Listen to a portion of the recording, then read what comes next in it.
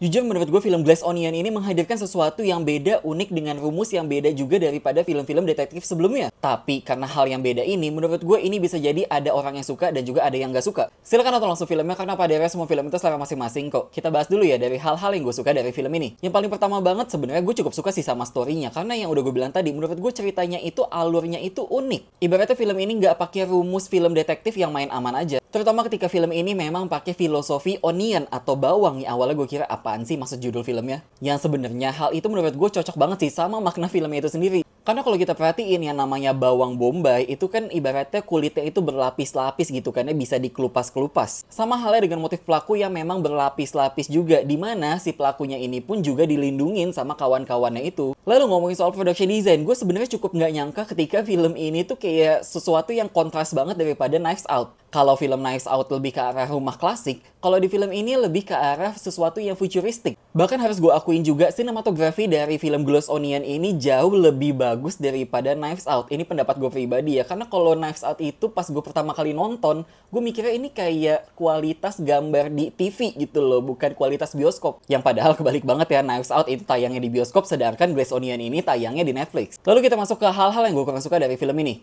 Walaupun gue udah cukup suka sama story-nya, tapi jujur banget ngomongin soal komedi, menurut gue komedi yang bisa bikin lucu itu cuma 10% doang. Itu pun cuma bisa bikin gue ketawa kayak bukan ketawa yang terbahak-bahak gitu loh. Dan sisanya 90% yang menurut gue itu kayak garing. Ya udah gitu aja. Beda banget sama Knives Out yang bener-bener bisa bikin gue terhibur. Di sisi lain 1 jam awal dari film ini terasa lambat banget alurnya, terutama karena banyak dialog yang ngobrol dengan bahasa yang kayaknya ketinggian tapi nggak jelas juga, walaupun itu sempat dibahas ya di ending film. Ya akhirnya ketika dialognya itu agak ngelantur di 1 jam awal, jadi gue ngerasa kayak agak boring aja. Ya mungkin itu aja pendapat gue soal film ini. Gimana menurut kalian soal filmnya?